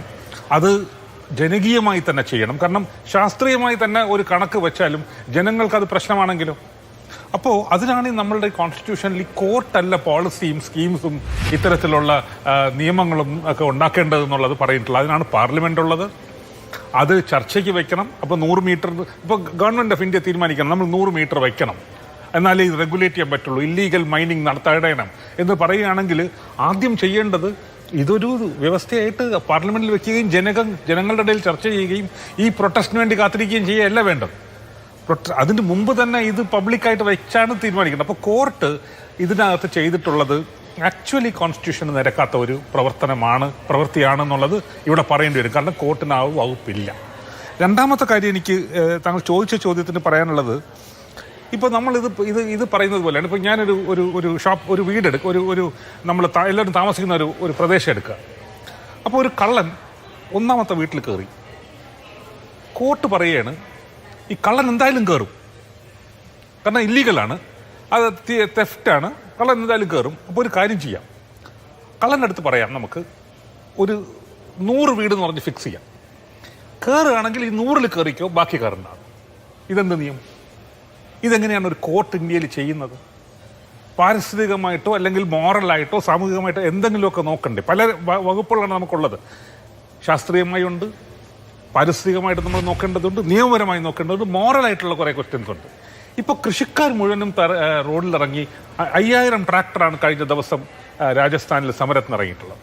എന്തുകൊണ്ടാണ്? ഇവിടെ ഇത്രയും പ്രഷർ ഇതിനകത്ത് കോർട്ടിൻ്റെ പുറത്തും ഗവൺമെൻറ്റിൻ്റെ പുറത്തും ഈ കമ്മിറ്റിയുടെ പുറത്തും ഇങ്ങനെ വരാൻ കാര്യം ഒരു തർക്കമില്ലാതെ, അത് BJPയുടെ ഇന്ത്യയിൽ മോഡി ഗവൺമെൻറ് വന്നിട്ട് പരിസ്ഥിതിയെ ഇത്രയും സ്നേഹിക്കുകയും ഒക്കെ ചെയ്യുന്ന ഗവൺമെൻറ് ആണെന്ന് പറയുമ്പോൾ തന്നെ ഏറ്റവും കൂടുതൽ നാശം ഉണ്ടാക്കുന്ന നിയമങ്ങൾ ഓർഡറിലൂടെയും നോട്ടിഫിക്കേഷൻസിലൂടെയും കണ്ടിന്യൂസ് ആയിട്ട്, അതായത് പാർലമെന്റിൽ പോലും വരാതെ 100 കണക്കിന് ഡെയിലി ഇറക്കി ഈ നാടിനെ നശിപ്പിച്ചിട്ടുള്ളത് ഈ 10-12 വർഷത്തെ സർക്കാരാണ്. തർക്കമില്ലാത്ത കാര്യമാണ്. ലക്ഷദ്വീപ് എടുക്കുക, അല്ല നമ്മുടെ ആൻഡമാൻ നിക്കോബാർ എടുക്കുക. എത്ര ഭീകരമായിട്ടാണ് അവിടെ ഈ എൻവയോൺമെന്റൽ ഒരു ഡിസ്ട്രക്ഷൻ ഉണ്ടാക്കാൻ പോകുന്നത്. NGT എല്ലാവരും ഇടപെട്ടിട്ടുണ്ട്. അപ്പോൾ താങ്കൾ ചോദിച്ച ചോദ്യത്തിൽ അഡാനിയുടെ വിഷയത്തിലേക്ക് ഞാൻ വരാം. അഡാനി ഈ ഒരു പീരീഡ് തന്നെ എടുത്ത് നോക്കിക്കഴിഞ്ഞാൽ അവർക്കുണ്ടായിട്ടുള്ള അവരുടെ ഒരു അവരുടെ ഒരു കമ്പനി ഉണ്ടല്ലോ, മെയിൻ ഒരു പ്രധാന കമ്പനി, ഈ സിമെന്റ് കമ്പനി, അവരുടെ പ്രധാന ഒരു സിമെന്റ് കമ്പനി ഉണ്ട്, ഞാൻ അതിൻ്റെ അംബുജ സിമെന്റ്സ്. 2022 അവർ ACC വാങ്ങിച്ചു. അപ്പോൾ അവരുടെ എക്സ്പാൻഷൻ മുഴുവൻ നടക്കുന്നത് ഈ പ്രദേശത്താണ്. അപ്പോൾ അവർക്കൊരു ക്രിട്ടിക്കൽ ലൈംസ്റ്റോൺ സിമെന്റ് ഉണ്ടാക്കാൻ വേണ്ടി ലൈംസ്റ്റോൺ മൈനിങ് ഒരു ക്രിട്ടിക്കൽ പ്രദേശമായി അരവല്ലി മാറിയിട്ടുണ്ട്. ഇതല്ലാതെ വേറെ ഒരുപാട് കമ്പനികളുണ്ട്. അപ്പോൾ ഇവർക്ക് ഇത്തരം സ്റ്റേക്കുകൾ, രണ്ടാമത് ഇത് മാത്രമല്ല, പിന്നെ ഉള്ള ഇഷ്യൂസ് എന്താണ്? ഡൽഹി NCR നടക്കം ഹരിയാനയിൽ, നമ്മുടെ രാജസ്ഥാനിലെ എല്ലാ പ്രദേശത്തും ഈ അരവല്ലിയുടെ ഈ ഫുട് ഹിൽസിലാണ് ഏറ്റവും കൂടുതൽ ഫാം ടൂറിസം, വലിയ തരം. ഞാനിപ്പോൾ ഈ എടുത്ത് നോക്കിയപ്പോഴത്തേക്കുമാണ് മനസ്സിലായത്, വൻകിട ടൂറിസം, ചെറുതല്ല, വലിയ പാർക്കുകളൊക്കെയാണ്. അപ്പോൾ അത്തരത്തിലുള്ള ഡെവലപ്മെന്റിന് ഭയങ്കര റോഡുകൾ പണിയുന്നു, റിഡ്ജുകൾ മൊത്തം തകർക്കുന്നു, ഇത് ചെയ്തുകൊണ്ടിരിക്കുകയാണ്. ഇതിന്റെ ഒക്കെ പുറത്ത് അവിടെ കേസുകളുണ്ട്. നമുക്ക് അതിന്റെ അത്തരത്തിലുള്ള എല്ലാ വയലേഷൻസും അനുവദിക്കുന്ന തരത്തിലാണ് കോർട്ട് ലീഗലൈസ് ചെയ്യാം. 100 മീറ്റർ, അതായത് താഴെ നിന്ന് 100 മീറ്റർ മലകൾ അരവല്ലി അല്ല, അതിന് മുകളിൽ അരവല്ലി ഉള്ളൂ. അവിടെ നിങ്ങൾ എന്തും ചെയ്തോളൂ എന്ന് പറഞ്ഞാൽ പിന്നെ എന്തൊരു ഫൂളിഷ്നെസ് ആണ്. ഫെസിലിറ്റേറ്റ് ചെയ്തത് ജയചന്ദ്രൻ പറഞ്ഞതിനകത്ത് ഒരു ന്യായീകരണവും ഇല്ല. കാരണം അത് ഫെസിലിറ്റേറ്റ് ചെയ്തത് ഈ കമ്മിറ്റിയല്ലേ. ഒരു ഇടവേളയ്ക്ക് ശേഷം ഞാൻ ജയേന്ദ്രൻ മാഷിലേക്ക് വരാം. ചർച്ചയിലേക്ക് വീണ്ടും ശ്രീ TP ജയചന്ദ്രൻ മാസ്റ്റർ, നിങ്ങളുടെ പോസ്റ്റർ ബോയ് ആയിട്ടുള്ള, നിങ്ങളുടെ മെഗഫോൺ ആയിട്ട് കഴിഞ്ഞ 10-15 കൊല്ലമായിട്ട് പ്രവർത്തിക്കുന്ന ഒരു ടെലിവിഷൻ ആങ്കർ പോലും കഴിഞ്ഞ ദിവസം ഭൂപേന്ദ്ര യാദവിനോട് ചോദിച്ചു, കേന്ദ്ര പരിസ്ഥിതി മന്ത്രാലയത്തിന്റെ തന്നെ റിപ്പോർട്ട്, ഈ ആരവല്ലി മലനിരകളാണ് ഡൽഹി അടക്കമുള്ള പ്രദേശങ്ങളെ മരുഭൂവൽക്കരണത്തിൽ നിന്ന് രക്ഷിക്കുന്നത്, ഇത് ശ്വാസകോശമാണ് എന്ന് പറഞ്ഞിട്ട് പിന്നെ എങ്ങനെ ഇത് ചെയ്യാൻ കഴിയുമെന്ന് ചോദിച്ചിട്ട് അദ്ദേഹം പിന്നെ ചോദിക്കുകയാണ്, വലിയ വലിയ വലിയ എന്തെങ്കിലും ബിസിനസ് താല്പര്യമാണോ ഇതിന് പിറകിലെന്ന്? Big big big business. നമ്മൾ കൂടെ കിടന്നവനല്ലേ രാപ്പനി അറിയൂ എന്ന തത്വത്തിൽ അത് എടുത്തൂടെ? അഭിലാഷേ, ആശയപരമായി നിങ്ങളെല്ലാവരും ഉയർത്തുന്ന കാര്യത്തോട് ഞാൻ ഒരു വിയോജിപ്പും പുലർത്തുന്നില്ല. പാരിസ്ഥിതിക സംരക്ഷണം, പ്രകൃതിയോടുള്ള മനുഷ്യൻ്റെ ജീവിത സമീപനങ്ങൾ, ഭരണകൂടങ്ങൾ അതിനോട് പുലർത്തേണ്ട കാര്യങ്ങൾ, ഇതിലൊന്നും എനിക്കൊരു വിയോജിപ്പ് അഭിലാഷ ഇല്ല. പക്ഷേ ഇവിടെ നടക്കുന്നത് അതാണോ? ആരവല്ലി എന്നൊരു വിഷയവും വെച്ച് കഴിഞ്ഞ 2014 ശേഷം ചില സാംസ്കാരിക പ്രവർത്തകന്മാർ, ചില ആക്ടിവിസ്റ്റുകൾ, ചില പരിസ്ഥിതി പ്രവർത്തകർ, എല്ലാവരെയും ഞാൻ ആ തരത്തിൽ പെടുത്തുന്നില്ല, അവർക്ക് ഉണ്ടായിരിക്കുന്നത് എന്താ? ഈ ചർച്ചയിൽ തന്നെ നോക്കൂ നിങ്ങൾ. ആണവ നയം വന്നു, അദാനി വന്നു, അംബാനി വന്നു. ഇവർക്ക് 1980കളിൽ 28,000 അനധികൃത ഖനനങ്ങൾ ഈ ആരവല്ലി മേഖല അനുവദിച്ചപ്പോൾ ഇവരാരെങ്കിലും ഉറഞ്ഞു തുള്ളിയിരുന്നു? അല്ല, എല്ലാ കാലത്തും എതിർപ്പുണ്ട് ശ്രീ ജയേന്ദ്രൻ മാഷ്. ഇപ്പോഴത്തെ കാര്യം ഇവിടെ നിൽക്കുമ്പോ നോക്കൂ, ഡൽഹി എയർ ക്വാളിറ്റി ഇൻഡെക്സിൽ എവിടെ നിൽക്കുകയാണ്? ഡൽഹി നിവാസികൾ ശ്വാസം മുട്ടുന്ന ഈ കാലത്ത് 1980 അങ്ങനെയാണ്, 2000 ഇങ്ങനെയാണ്, 1997 അങ്ങനെയാണെന്ന് പറഞ്ഞിട്ട് വല്ല കാര്യമുണ്ടോ? അഭിലാഷേ, ഞാൻ പറയാം. അഭിലാഷേ, ഞാൻ നിങ്ങൾ ഇടയ്ക്ക് കയറി പറയല്ല. നിങ്ങൾക്ക് തന്നെ ഓർമ്മയില്ലേ, ഒരു വലിയ മറ്റൊരു വേദിയുള്ള ചർച്ചയിൽ അഭിലാഷ് ഒരു വിവരക്കേട് പറഞ്ഞപ്പോൾ അത് മുഴുവൻ പച്ചക്കള്ളമാണെന്ന് വേറെ സ്ഥാപിച്ചത് നിങ്ങൾക്ക് ഓർമ്മയില്ലേ? എവിടെ? പാലസ്തീനുമായി ബന്ധപ്പെട്ട ഗസയുമായി ബന്ധപ്പെട്ട ഒരു വിഷയത്തിൽ നുണകൾ. അല്ല, ഞാൻ ഇതൊന്നും പറഞ്ഞു. അയ്യോ, പാലസ്തീനുമായി ബന്ധപ്പെട്ട ചർച്ചയുടെ ക്ലിപ്പ് മാത്രം കാണല്ലേ, 2.5 മണിക്കൂറുള്ള ക്ലിപ്പുണ്ട്, ഫുൾ വീഡിയോ ഉണ്ട്, ഞാൻ അയച്ചുതരാം. ഞാൻ ഇതൊന്ന് പറഞ്ഞോട്ടെ അഭിലാഷേ. അഭിലാഷ്, നിങ്ങൾ പറയുമ്പോൾ ഒരു മര്യാദ. നിങ്ങൾ പറയുമ്പോൾ ഞാൻ കേട്ടിരിക്കുക, ഉത്തരം ഞാൻ പറയുമ്പോൾ വഴിതെറ്റി പോകുമ്പോൾ വേറൊരു വിഷയം പറഞ്ഞതുകൊണ്ടാണ് ഇപ്പൊ ഞാൻ ഇടപെട്ടത്. ഇസ്രായേൽ പലസ്തീൻ ചർച്ചയുടെ 2.5 മണിക്കൂറുള്ള വീഡിയോ ഞാൻ അങ്ങേക്ക് വാട്സാപ്പിൽ അയച്ചു തരാം, അങ്ങേക്ക് സമയമുണ്ടെങ്കിൽ കേൾക്കൂ. മാറ്റി അർണാബ് ഗോസ്വാമിയെയും മറ്റുള്ളവരെയും അടർത്തി മാറ്റിയ ചില സംഭാഷണങ്ങൾ കൊണ്ടുവരുമ്പോഴുള്ള തെറ്റിദ്ധാരണ ചൂണ്ടിക്കാണിക്കാൻ പറഞ്ഞു തന്നോളൂ. ഞാൻ അഭിലാഷിനെ വേദനിപ്പിക്കാൻ പറഞ്ഞതല്ലത്. എനിക്ക് വേദനയൊന്നുമില്ല അഭിലാഷേ. ഈ ചർച്ചയിൽ ഒരാൾ പറയുന്നത് കേട്ടു, പണ്ട് ആരോ എന്തൊക്കെയോ ചെയ്തു. അഭിലാഷ്, ഇദ്ദേഹം യാത്ര ചെയ്യുന്ന ഒരാളാണല്ലോ. കേരളത്തിലെ റെയിൽവേ സ്റ്റേഷനുകൾ മുഴുവൻ മലീമസമായിരുന്നു 2014 മുമ്പ്. അത് അതേപടി നിലനിർത്തുകയാണോ അഭിലാഷ ഉണ്ടായത്? അതല്ലത് പരിഷ്കരിക്കുകയാണോ? ഇന്ത്യയിലെ നദികൾ മുഴുവൻ മലീമസമായിരുന്നു. നമ്മുടെ നദികൾ ശുചീകരിക്കുകയാണോ നശിപ്പിക്കുകയാണോ ഉണ്ടായത്? ഇദ്ദേഹം കേരളത്തിലെ കടലോരങ്ങൾ മുഴുവൻ കാഴ്ച കാണുന്ന ആളാണല്ലോ. പണ്ടാരോ കടലോരങ്ങൾ നശിപ്പിച്ചു എന്ന് പറയുകയാണോ? ബ്ലൂ റെവല്യൂഷനുകളിലൂടെ അതൊക്കെ സംരക്ഷിച്ച് കൂടുതൽ മെച്ചപ്പെടുത്തുകയാണോ ഉണ്ടായത്? സ്വച്ഛ ഭാരതിലൂടെ രാജ്യത്തിന്റെ പാരിസ്ഥിതിക പ്രവർത്തനം മെച്ചപ്പെടുത്തിയിട്ടുണ്ടായത്. ഞാൻ അതൊന്നും അഭിലാഷ് പറയുന്നു. നിങ്ങൾ ഈ ചർച്ച ചെയ്യുന്ന കോടതിയുടെ വിധിയിലെ പ്രധാനപ്പെട്ട വാക്യങ്ങളൊന്ന് വായിക്കാൻ അഭിലാഷ് ക്ഷമ കാണിക്കുമെങ്കിൽ എന്നെ അനുവദിക്കുമോ? നോക്കൂ, കോടതി കൃത്യമായിട്ട് പറയുന്നു. അഭിലാഷ്, ഒരൊറ്റ മിനിറ്റ് എനിക്ക് സമയം തരിക, എന്നിട്ട് നിങ്ങൾ എന്ത് വേണമെങ്കിലും പറഞ്ഞു. വനം എന്നത് രേഖകളിൽ മാത്രം ഉണ്ടാവേണ്ട ഒന്നല്ല. സസ്യാവരണവും പരിസ്ഥിതി സംരക്ഷണവുമുള്ള ഭൂമിയും വനമായി കണക്കാക്കണം.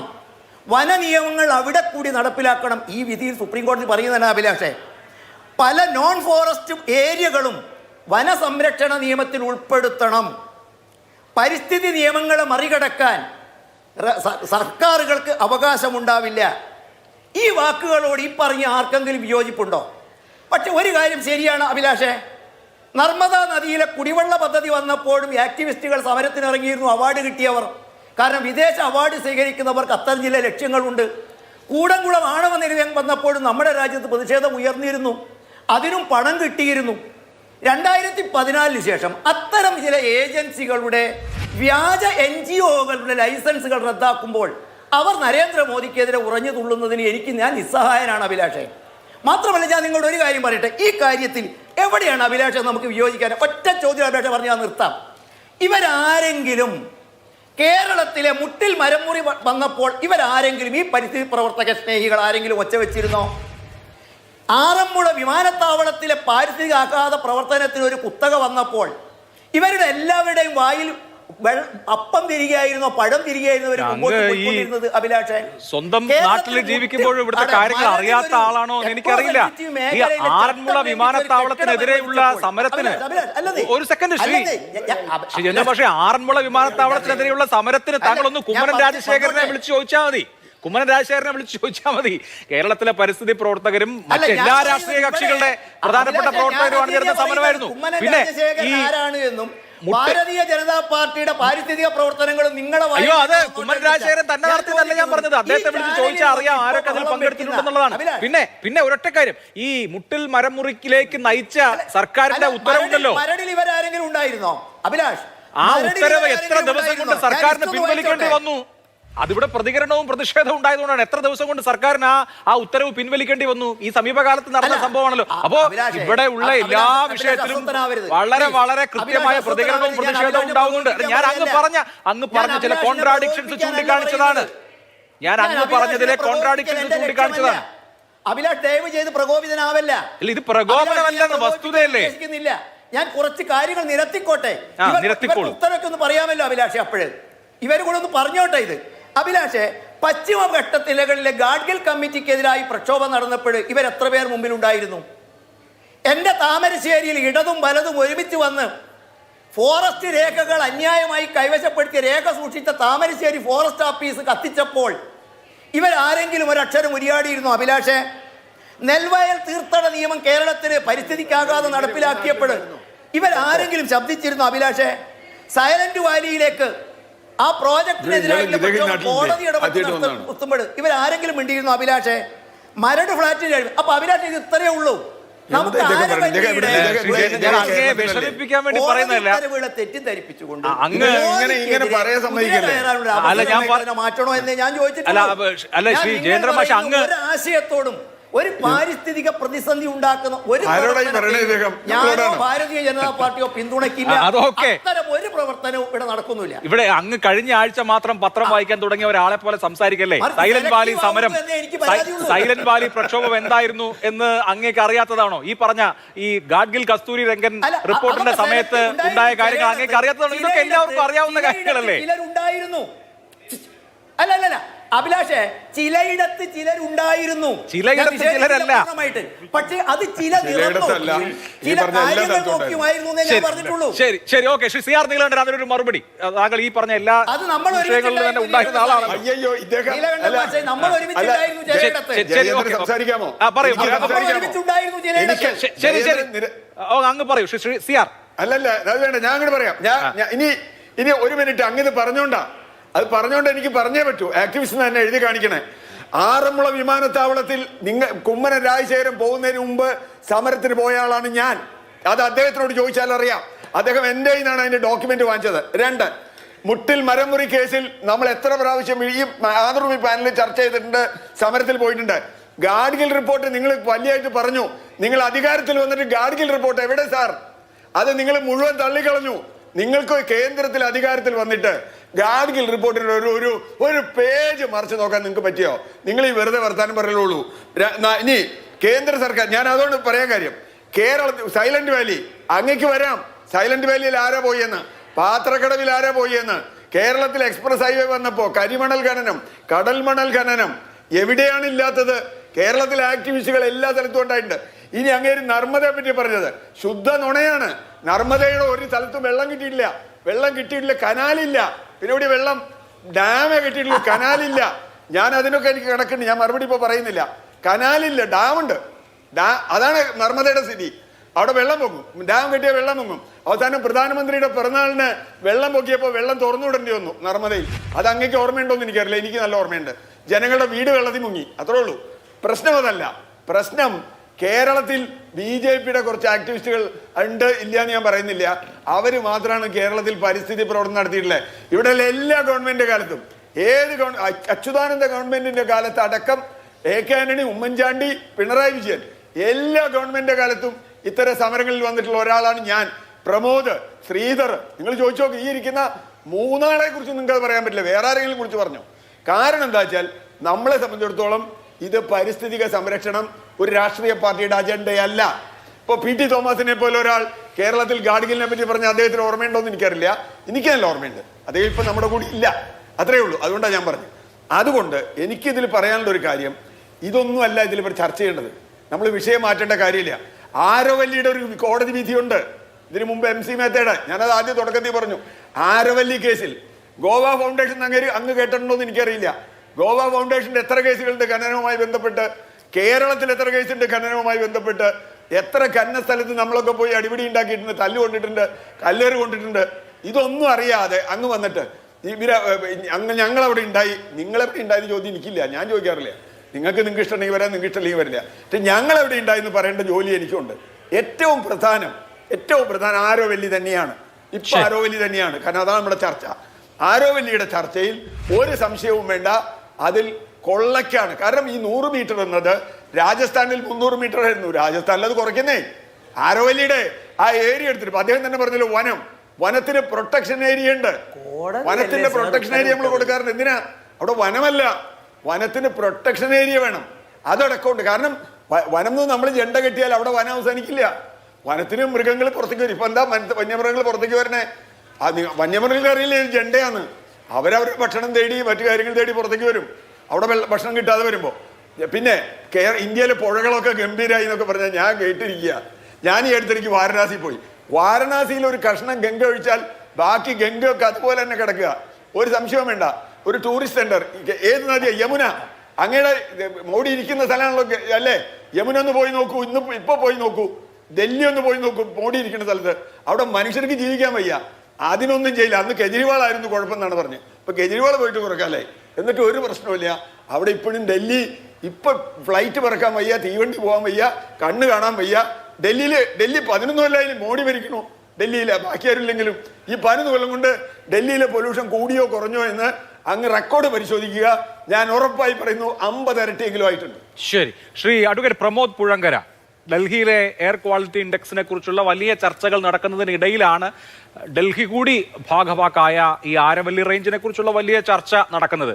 ഇതേ സർക്കാരിന്റെ പരിസ്ഥിതി മന്ത്രാലയം ഡൽഹി അടക്കമുള്ള ഇടങ്ങളെ സംരക്ഷിക്കുന്ന റിഡ്ജായിട്ടാണ് ആരവല്ലിയെ കാണുന്നതും. അപ്പോൾ അവിടെ കോംപ്രമൈസുകൾ ഏത് സാഹചര്യത്തിൽ വന്നാലും, എന്ത് കാര്യത്തിന് വേണ്ടി വന്നാലും, അത് ഡൽഹിയിൽ താമസിക്കുന്നവർക്ക്, ഉത്തരേന്ത്യയിൽ ആകെ താമസിക്കുന്നവർക്ക്, കോടിക്കണക്കിന് ജനങ്ങൾക്ക്, എനിക്ക് തോന്നുന്നു 25 കോടിക്ക് മുകളിൽ ജനങ്ങളെ ബാധിക്കുന്ന പാരിസ്ഥിതിക പ്രത്യാഘാതങ്ങൾ ഉണ്ടാക്കാവുന്ന കാര്യമാണ്. അവിടെ 90% ആരവല്ലി റേഞ്ച് മേഖലകളിലും ഖനനവും മറ്റ് ആക്ടിവിറ്റികളും നടന്നാൽ അത് നിശ്ചയമായും പ്രതിഫലനം ഉണ്ടാക്കുമെന്നുള്ള കാര്യത്തിൽ സംശയമില്ലല്ലോ. അപ്പോൾ സർക്കാർ ഇത്ര വലിയ റിസ്ക് എടുക്കുന്നത് എന്തിനായിരിക്കും?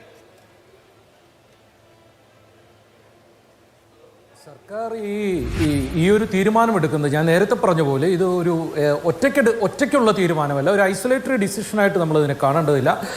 എത്രയോ കാലങ്ങളായിട്ട്, പ്രത്യേകിച്ച് മോദി ഗവൺമെൻറ് വന്നതിന് ശേഷം വളരെ എത്രയോ ഇരട്ടിയായിട്ട്, എത്രയോ മടങ്ങ് വർദ്ധിച്ച രീതിയിൽ ഈ എൻവയോൺമെൻറ്റൽ എക്സ്പ്ലോയിറ്റേഷൻ എന്ന് പറയുന്ന ഒരു പോളിസി, അതായത് പരിസ്ഥിതിയെ ചൂഷണം ചെയ്തുകൊണ്ട് പരമാവധി ലാഭമുണ്ടാക്കുന്ന ഒരു മുതലാളിത്തത്തിൻ്റെ അത്യാർത്തിയുടെ സ്റ്റേറ്റ് ഫെസിലിറ്റേറ്ററായിട്ടാണ് ഭരണകൂടം വർക്ക് ചെയ്യുന്നത്. അത് ലോകത്ത് എല്ലായിടത്തും ഇത്തരത്തിലുള്ള തീവ്ര വലതുപക്ഷ ഭരണകൂടങ്ങൾ ഇത്തരത്തിലാണ് വർക്ക് ചെയ്യുന്നത്. ഇവിടെ പറഞ്ഞ ഈ പരിസ്ഥിതി സംരക്ഷണത്തിൻ്റെ വാചകമടിയൊക്കെ പച്ചക്കള്ളമാണ് വിളിച്ചു പറയുന്നത്. അതുകൊണ്ട് വേറെ കാര്യമൊന്നുമില്ല. കേരളത്തിൽ 4 BJP അവിടെ ഇവിടെയും പോയിട്ടാണോ ഇവിടുത്തെ ഈ പരിസ്ഥിതി സംരക്ഷണത്തിൻ്റെ ഏതൊക്കെ ഉണ്ടായത്? അതൊക്കെ വിടാം. ഒരുപക്ഷെ എനിക്ക് പലരോടുമുള്ള ഒരു വിയോജിപ്പ് തന്നെ ഈ BJP-ക്കാരെ ഇതിൻ്റെ ഇടയിൽ കയറ്റി നിർത്തുന്നതാണ് ഇതിൻ്റെ വിശ്വാസ്യത പോകുന്നതിനുള്ള ഏറ്റവും വലിയ പ്രശ്നം എന്നുള്ളത് കൂടിയാണ്. അതോടെ നിൽക്കട്ടെ. ഈ പ്രശ്നം എന്ന് പറയുന്നത് നമ്മളിപ്പോൾ നോക്കിയാലറിയാം, ഇത് മുഴുവൻ ഈ ആരവല്ലി പ്രോജക്റ്റുകൾ പോലുള്ള സർക്കാരിൻ്റെ ഈ എൻവയോൺമെൻറ്റൽ ചൂഷണത്തിനുള്ള പരിപാടികൾ വരുന്നത്, ഞാൻ നേരത്തെ പറഞ്ഞ ഇത്തരത്തിലുള്ള ഒരു കോർപ്പറേറ്റ് കൊള്ളയുടെയും ഒരു സാമ്പത്തിക പരിപാടിയുടെയും ഭാഗം കൂടിയിട്ടാണ്. ഇപ്പോൾ നമുക്കിതിൽ കോടതിയുടെ നിലപാടുകൾ, കോടതി പറഞ്ഞാൽ അംഗീകരിച്ചുകൂടെ എന്ന് ചോദിക്കുന്നു. അങ്ങനെയല്ല. കോടതിയുടെ നിലപാടുകൾ എങ്ങനെയാണ് രൂപപ്പെട്ടു വരുന്നത്?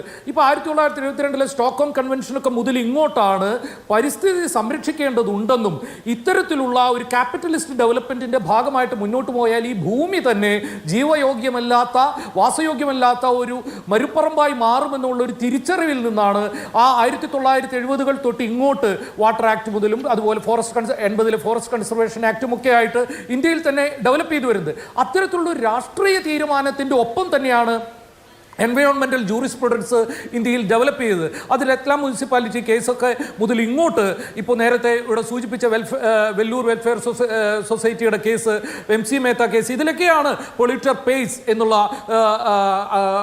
പ്രിൻസിപ്പൽ, അതുപോലെ തന്നെ പ്രിക്കോഷണറി പ്രിൻസിപ്പൽ, അതുപോലെ തന്നെ MC മേത്ത കേസിൽ ഇവിടെ പറഞ്ഞതിലെ പബ്ലിക് ട്രസ്റ്റ് ഡോക്ട്രിൻ എന്നൊക്കെയുള്ള, അതായത് protect the environment for the future generation also. ഇന്നത്തേക്ക് വേണ്ടിയല്ല, നാളത്തേക്കുള്ള തലമുറയ്ക്ക് വേണ്ടിയും ഈ ഭൂമിയെയും പ്രകൃതിയെയും സംരക്ഷിക്കുന്ന ചുമതല നമുക്കുണ്ട് എന്നുള്ള ഒരു ജൂറിസ്പ്രുഡൻഷ്യൽ ഫിലോസഫി കൂടിയാണ് ഇന്ത്യയിലെ കോടതികൾ. അതാണ് ഗോദോർമെന്റ് ജഡ്ജ്മെന്റിലെ 96 വളരെ കൃത്യമായിട്ട് വരികയും അതിനെ തുടർന്ന് ഓഫ് ജഡ്ജ്മെന്റ്സ് അതിന്റെ പിന്നാലെ വരികയും ഉണ്ടായത്. പക്ഷെ അതിനെ മറികടക്കുന്ന രീതിയിൽ, അതിനെ അട്ടിമറിക്കുന്ന ഒരു തരത്തിലുള്ള ഒരു കൗണ്ടർ ജൂറിസ്പ്രുഡൻഷ്യൽ ഫിലോസഫി ഈ കോർപ്പറേറ്റ് മുതലാളിത്തത്തിനും സ്റ്റേറ്റിനും വേണ്ടി ഇവിടെ രൂപപ്പെടുന്നു എന്നുള്ള വലിയൊരു അപകടം കൂടിയാണ് നമുക്കിപ്പോൾ മുന്നിലുള്ളത്.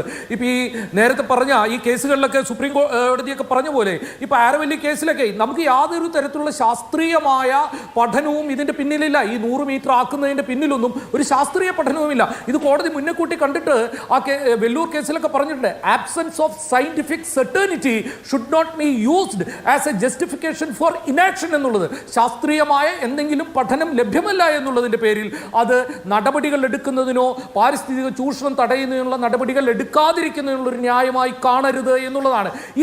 ഇത്തരത്തിലുള്ള പബ്ലിക് ട്രസ്റ്റ് ഡോക്ടറിൻ്റെയൊക്കെ അടിസ്ഥാന തത്വങ്ങളെ കൂടിയാണ് ഇവിടെ ലംഘിക്കപ്പെടുന്നത്. ഇപ്പോൾ ഒരു കാര്യം കൂടി പറയാം, എങ്ങനെയാണ് ഇത് വളരെ വിദഗ്ധമായി വയലേറ്റ് ചെയ്യുന്നത് എന്നുള്ളത്. ഇപ്പോൾ ഈ ഗോദോർമൻ കേസിലെ ഏറ്റവും പ്രധാനപ്പെട്ട കാര്യം എന്ന് പറയുന്നത് ഡീംഡ് ഫോറസ്റ്റ് എന്ന് പറയുന്ന ഒരു കൺസെപ്റ്റാണ്. ഈ ഡീംഡ് ഫോറസ്റ്റ്, അതായത് നിങ്ങളിപ്പോൾ സാങ്ച്വറി, നാഷണൽ പാർക്ക്, റിസർവ് എന്നൊക്കെ പറയുന്ന ഫോറസ്റ്റ് ആയിട്ട്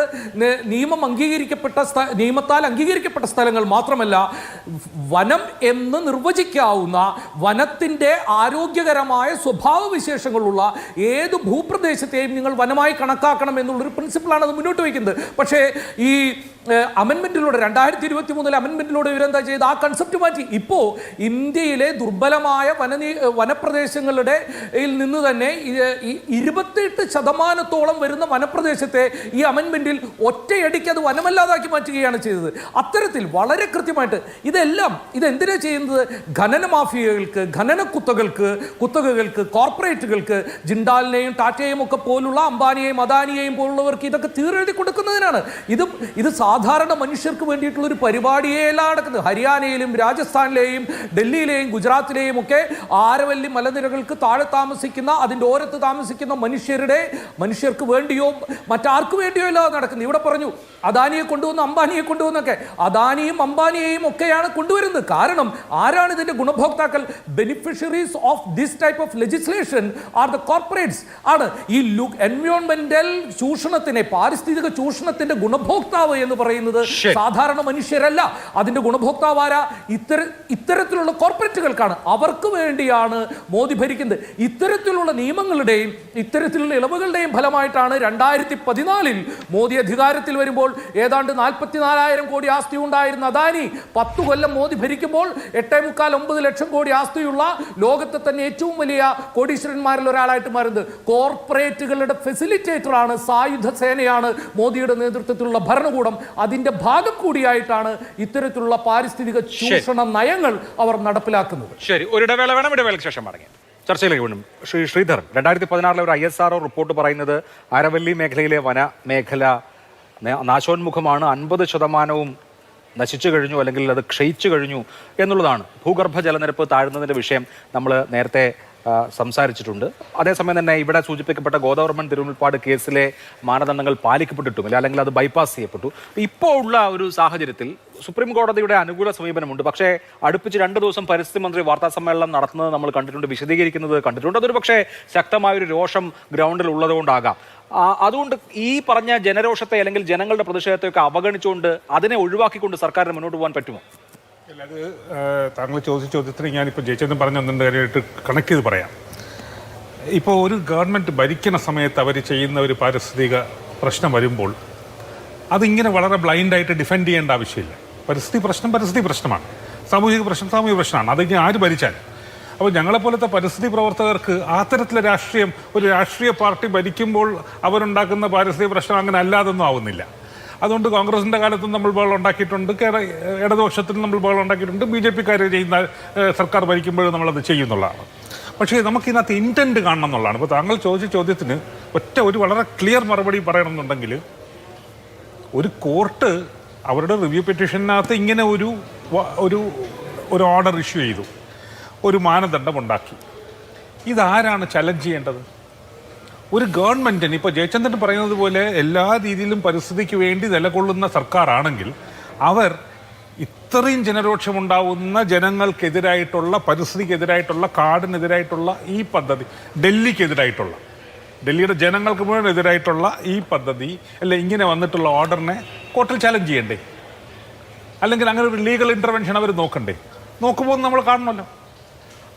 ആ ഇൻറ്റൻറ്റ് അവിടെ നിന്ന് കാണിക്കുന്നതിന് പകരം ഈ മന്ത്രി വന്നിരുന്നിട്ട് ഇതിനെ കുറേ റെട്ടറിക്കിലൂടെ വിശദീകരിക്കുകയോ, അല്ലെങ്കിൽ വേറൊരു മന്ത്രി വന്നിട്ട് ഡൽഹിയിൽ പൊല്യൂഷൻ ഉണ്ടാകുമ്പോൾ AQI കൊണ്ട് ലങ് ഡിസോർഡേഴ്സ് ഒന്നും ഉള്ളതായിട്ട് തെളിവില്ല എന്ന് പറയുകയോ ഒക്കെ ചെയ്യുന്നത്, ഞങ്ങളുടെ പാർട്ടി ഭരിക്കുമ്പോൾ എന്തൊക്കെ കുഴപ്പമുണ്ടായില്ല അതൊന്നും കുഴപ്പമല്ല എന്ന് എല്ലാ പാർട്ടികളും കാണിക്കുന്ന വെറും മനുഷ്യത്വരഹിതമായിട്ടുള്ള കാര്യമല്ലേ? അത് ചലഞ്ച് ചെയ്യണ്ടേ? ഇപ്പോൾ ചെറിയ കാര്യം, ഞാൻ ഇതിനകത്തൊരു കാര്യം കൂടെ പറഞ്ഞ് നിർത്താം. താങ്കൾ കുമ്മനം രാജശേഖരൻ ബഹുമാനപ്പെട്ട അദ്ദേഹത്തിൻ്റെ പേര് പറഞ്ഞു.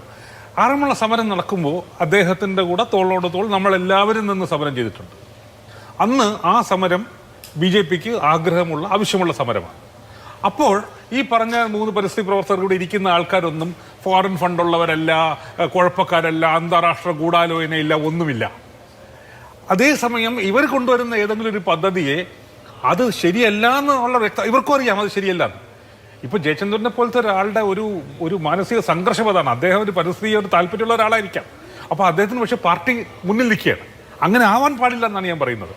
ഏതൊരു പാർട്ടിക്കാരനാണെങ്കിലും അവനവന്റെ നിലനിൽപ്പിനെയോ ഈ ഭൂമിയുടെ നിലനിൽപ്പിനെയോ മണ്ണിന്റെ നിലനിൽപ്പിനെയോ നമ്മുടെ നാടിന്റെ നിലനിൽപ്പിനെയോ ചോദ്യം ചെയ്യുന്ന ഒരു ബോർഡർ സെക്യൂരിറ്റി പോലെയാണ്. ഒരു ബോർഡറിൽ ഒരു സെക്യൂരിറ്റി ഇഷ്യൂ ഉണ്ടായി എല്ലാവരും ഒരുമിച്ചിരിക്കില്ലേ? അതുപോലെയാണ് പാരിസ്ഥിതിക ഇൻസെക്യൂരിറ്റി ഉണ്ടാവുമ്പോൾ ഇവർ പാർട്ടിക്ക് അപ്പുറത്ത് നിൽക്കണം. ശരി, ഒരു 30 സെക്കൻഡ് മറുപടി ഉണ്ടെങ്കിൽ സുരേന്ദ്രൻ മാഷ് നമുക്ക് അവസാനിപ്പിക്കാം. അല്ല, ഒന്നുമില്ല അഭിലാഷേ.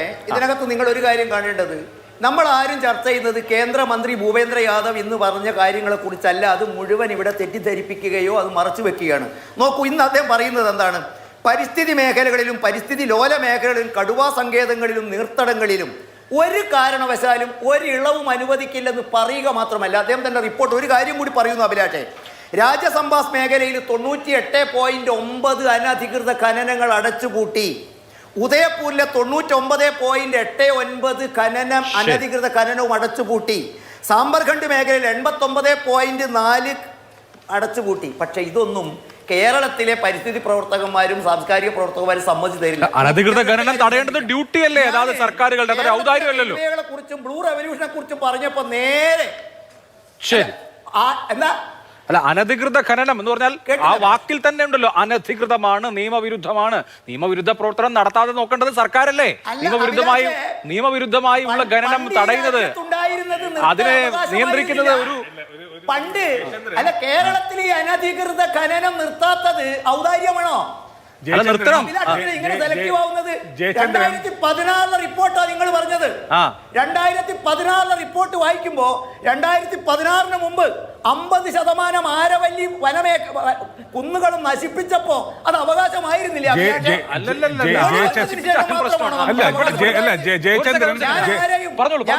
ജയചന്ദ്രൻ ഒരു പ്രശ്നമേ ഉള്ളൂ ഇതിനകത്ത്, ഒരു പ്രശ്നമേ ഉള്ളൂ. ഇതെല്ലാം നിങ്ങൾ ഇതെല്ലാം ചെയ്തു എന്ന് പറഞ്ഞിട്ട് 100 മീറ്റർ വരെ ശരി, അതാണ് ഇവിടെ പറയുന്നത് നരേന്ദ്രമോദി എന്തോ ചെയ്താൽ അതൊക്കെ അവകാശവും ഔദാര്യവും മറ്റുള്ളവർ ചെയ്യുന്നത്. ഇപ്പൊ നരേന്ദ്രമോദിയോ മറ്റാരെങ്കിലുമോ എന്നുള്ളതല്ല, ഈ നാട് നിലനിൽക്കണം എന്നുള്ളതാണ്. ഈ നാട് നിലനിൽക്കണം എന്നുള്ളതാണ് ആത്യന്തികമായ പ്രശ്നം. വളരെ നന്ദി. 4 പേർക്ക് സമയം അതിക്രമിച്ചു. 4 പേർക്കും വളരെ നന്ദി. സൂപ്പർ പ്രൈം ടൈം അവസാനിച്ചു. നമസ്കാരം.